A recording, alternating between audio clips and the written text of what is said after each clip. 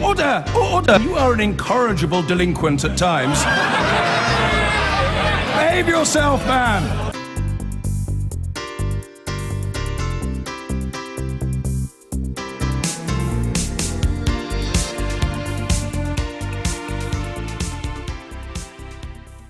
Hello, good evening. Tomorrow, Nicky Morgan, the Education Secretary, gives a speech to the Policy Exchange think tank, which will set out her plans for schools at this Parliament. They're all about tackling underperformance and include a national teaching service, an elite squad of 1,500 teachers going into low-performing schools to help turn things around. There'll be more academies too, ones that have well-run sponsors. It's not a departure from the policies of the last Parliament and the last Education Secretary, Michael Gove. It's the next phase. But lurking in the background is a staggering fact about schools in England, that over the last 2 decades, the ones in London went from being some of the worst to some of the best in the country. And now the contrast with the schools in many older industrial areas of the north, the northern powerhouse, is very stark. So, has Nicky Morgan got the policies to close the gap? We'll hear from her in a few minutes, but first, Chris Cook sets out the challenge.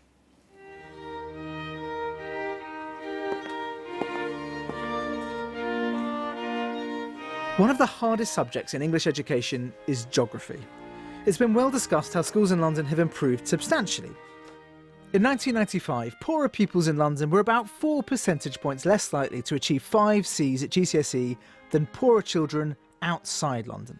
By 2003, they were 5 percentage points more likely.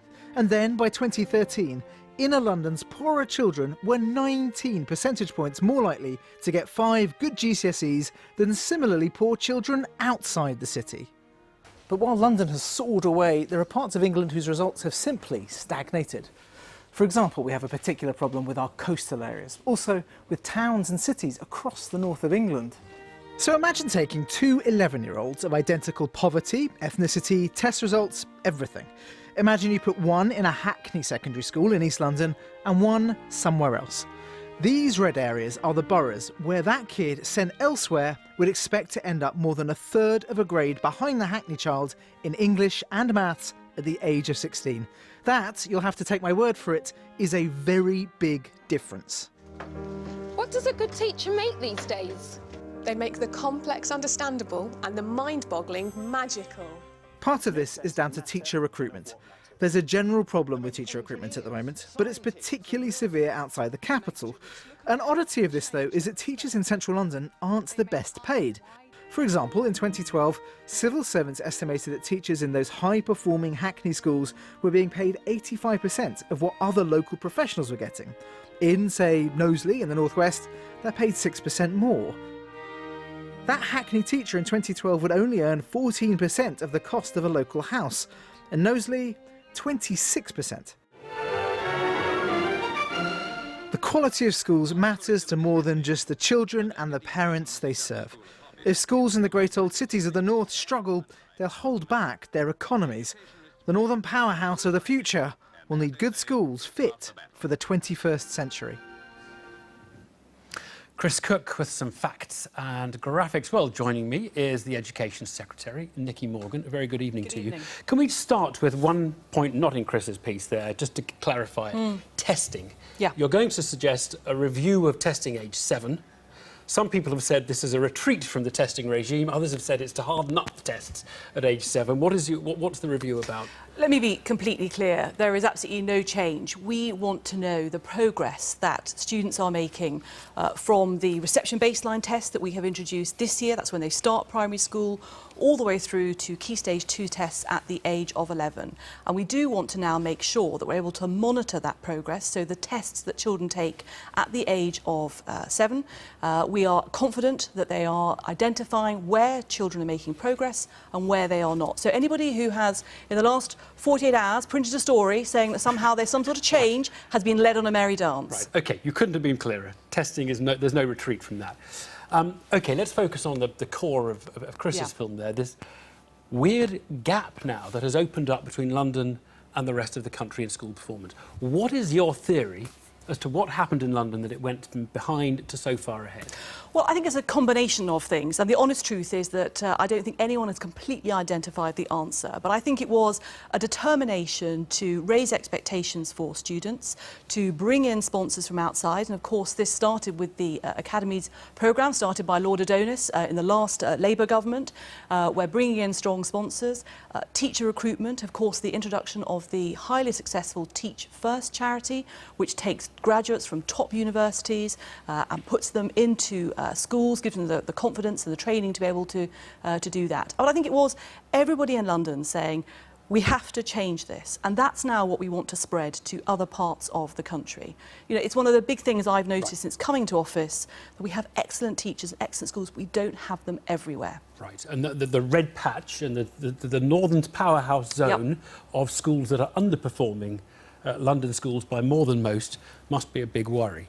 Let's ask if you've got policies, and you're going to announce them tomorrow, that meet the scale of that challenge. So let's start with the National Teaching Service. What's that going to do? Well, the National Teaching Service, by 2020, we will have a cadre of 1,500 excellent teachers, experienced teachers who will go into challenging schools across the country.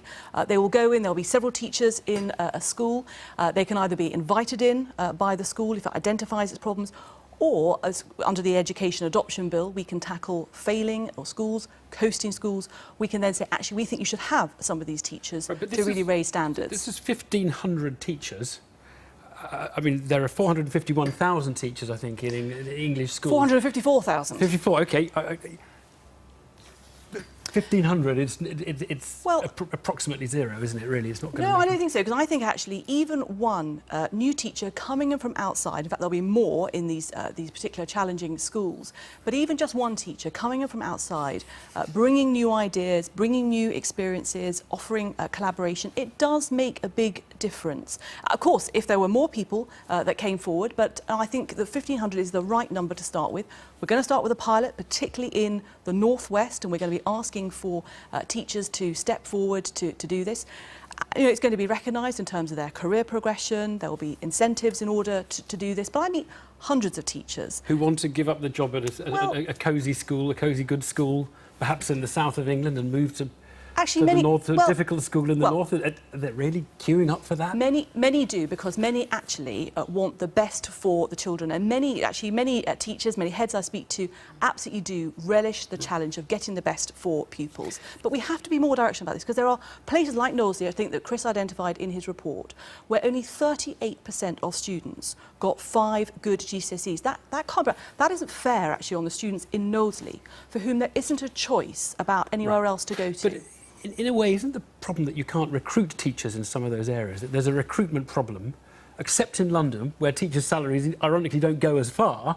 There's a recruitment problem, but solving that has got to be a much bigger priority that's a part of it. Busing in 1,500. No, what we're going to be announcing tomorrow, I will come back to the teacher recruitment issue, but we're talking about the National Teaching Service, we're talking about Year 7 resits, we're talking about students doing the core academic subjects, all of them taking those, the Northern Sponsor Fund, so 5 sponsors having come forward. This is, again, 5 sponsors, you're giving them £5 million, as I understand it. No, well, it's up to... They're sharing that money. But again, actually having a strong sponsor operating these hubs, working with other academies, that's one of the exciting things we see in our education system at the moment, is the collaboration between schools, the real raising of standards. You know, we've got 1 million more children in schools rated good or outstanding than we had in 2010.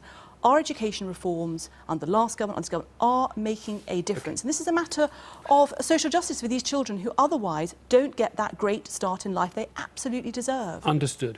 In his conference speech, the Prime Minister said, "My next ambition is this, 500 new free schools, every school in the academy, and yes, local authorities running schools, a thing of the past." You buy that?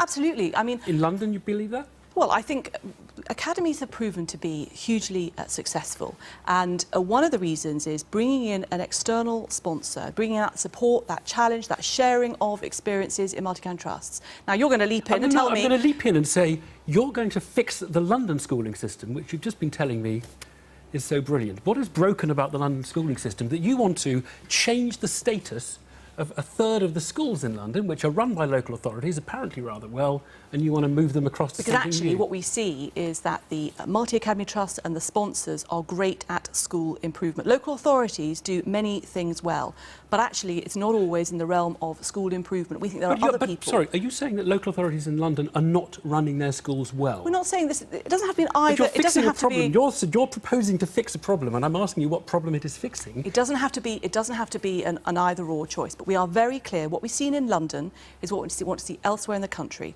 which is that people coming from outside, the sponsors, bring that challenge. The best people to run schools are the heads, the teachers and the governors. And we want to see that what's happened in London, there are still challenges in London. What's happened in London, I'm so sorry, is a third of the schools are run by local authorities, and they're often very good schools. And two-thirds... And you are proposing to, if you like, completely change the system in London. Two-thirds, obviously, clearly are benefiting from that independence, and that's what we want to have elsewhere in the country. Is this whole conversation we're having about to be engulfed by a tidal wave called the the spending review, which we'll get later this month, which is going to... I think the IFS is saying costs going to go up by 12% or thereabouts in schools. Funding's going to rise by 7 or so over the Parliament. Well, we have committed, I mean, you're absolutely right. The spending review obviously is a huge issue for all government departments to know how much they're going to have to spend in the next few years. But we have already, as a government, committed to protect per pupil school funding. And because there'll be more pupils... You've committed in cash terms, not in real terms. No, absolutely. In real terms. But so I was just going that's to say, why that's a 5% real cut. Let me just go on to say that because the number of pupils is going to be going up in the system over the course of this Parliament, that means schools will be getting more. But one of the other important commitments in our manifesto was to look at this issue of fairer funding, because there are some parts of the country where actually schools in neighbouring authorities are getting hugely differing amounts. And if we can get that sorted, that will also make a big difference. But look, school budgets, like other budgets in the public sector, are of course under pressure. And we will do all we can to support schools with that challenge. And we get that in just about 3 weeks' time. Now, I want to ask you about a completely different story. The Time is leading on a story that the government has abandoned the idea of a vote on military action in Syria, bombing Syria. Is that correct? Well, I've only just seen these headlines as I came into the studio. I don't recognise that, but the Prime Minister has been very clear that in order to return to the House of Commons, he wants to build a clear consensus to win a vote there. But we are absolutely undimmed in our commitment to defeat ISIL. That's why we are taking, obviously, military action in Iraq. But, as I say, the Prime Minister has been clear about the need to build that consensus in the House of Commons. But it's not reports... No change in policy? No, I don't think there is a. There is a change in policy. You know, these are not reports that I recognise at all. Right. But you'd only have a vote if there was a consensus or there was clearly a consensus. The Prime Minister has been very clear that he wants to build that consensus in the House of Commons on any vote. Nicky Morgan, thanks very much. Thank you. Thanks.